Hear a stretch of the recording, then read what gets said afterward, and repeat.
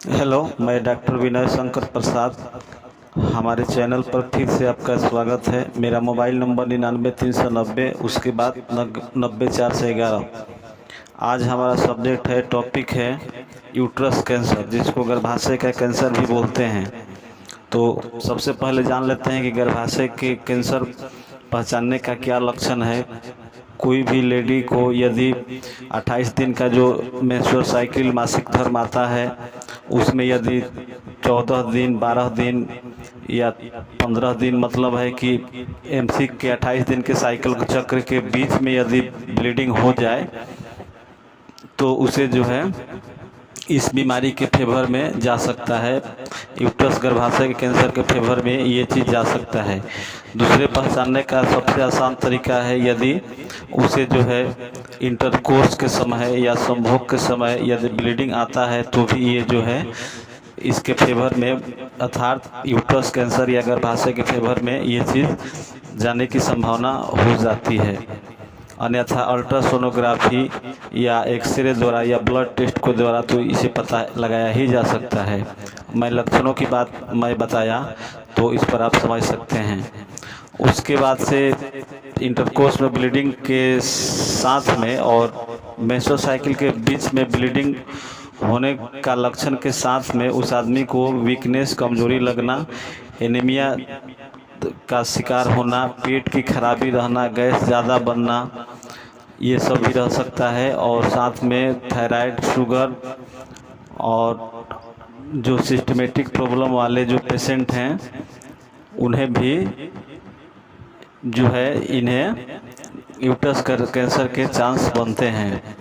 इनमें ज़्यादा रिस्क हो जाता है। जिसका बीपी गड़बड़ रहता है या कोलेस्ट्रॉल ज़्यादा है, शुगर गड़बड़ रहता है, उन्हें इसका चांस भी ज़्यादा रहता है।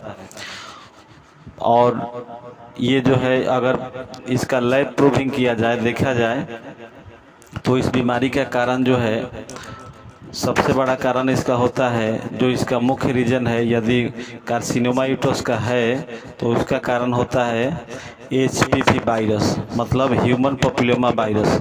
ये ह्यूमन पपिलोमा वायरस से ही यह बीमारी होने का जो है सबसे ज़्यादा कारण रहता है।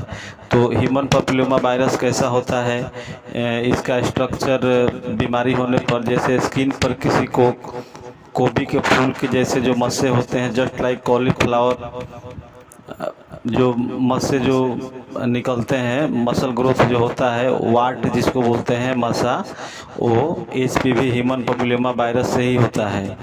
तो यही वायरस यदि गर्भाशय के अंदर अपना असर दिखाता है, बीमारी की संक्रमण अटैक करता है, तो एचपीवी वायरस के द्वारा ही इसकी जो है बीमारी होती है, यूट्रस कैंसर, गर्भाशय कैंसर जिसको बोलते हैं। तो एचपीवी वायरस इसका मुख्य कारण है। और सिस्टमेटिक जो मरीज हैं, उन्हें इसकी होने की चांस रहता है, या कोलेस्ट्रॉल वाले जो पेशेंट हैं उनको होने की चांस है, या गंदगी जिसको हाइजीनिक नहीं रहता है, उससे भी होता है। और बहुत सारे दूसरी संक्रामक बीमारियां भी इसके रूप में की वजह से सुपर एडेड इन्फेक्शन हो जाने से होता है। और वैसे भी कार्सिनोमा का अभी तक सही कारण और कॉज पता भी नहीं है, लेकिन इतना ज़रूर है कि एचपीवी ह्यूमन पपिलोमा वायरस से ये गर्भाशय का एक कैंसर होता है। तो ह्यूमन पपिलोमा वायरस, एचपीवी वायरस के ट्रीटमेंट के लिए सबसे अच्छी जो दवाई होती है, वो होती है थूजा 200। ये होम्योपैथिक दवाई थूजा 200 यदि आप लेते हैं, तो ये जो है ठीक होने का भी चांस बनता है। और अन्यथा इसकी सर्जरी भी के द्वारा कराया जाता है। बहुत सारी टेक्निक है, और दूसरे भी बहुत सारे कीमोथेरेपी है, या न्यूक्लियर मेडिसिन के द्वारा इसे सही किया जाता है।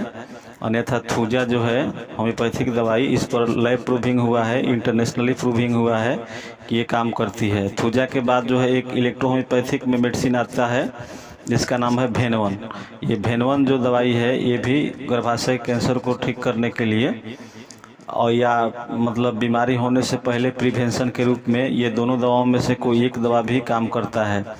यदि बीमारी होने से पहले प्रिवेंशन के रूप में, यदि लेडी को, वुमेन को, यदि या चाइल्ड गर्ल को यदि ये दवाई चलाया जाए, खिला दिया जाए 6 महीना तक, ये दोनों में से कोई एक दवाई, तो उन्हें जो है ये यूट्रस कैंसर के होने के चांस में काफ़ी मात्रा तक गिरावट देखी जा सकती है। तो ये हमारी रिपोर्टिंग आपको कैसी लगी ज़रूर कमेंट करें, शेयर करें और हमारे चैनल को सब्सक्राइब करें।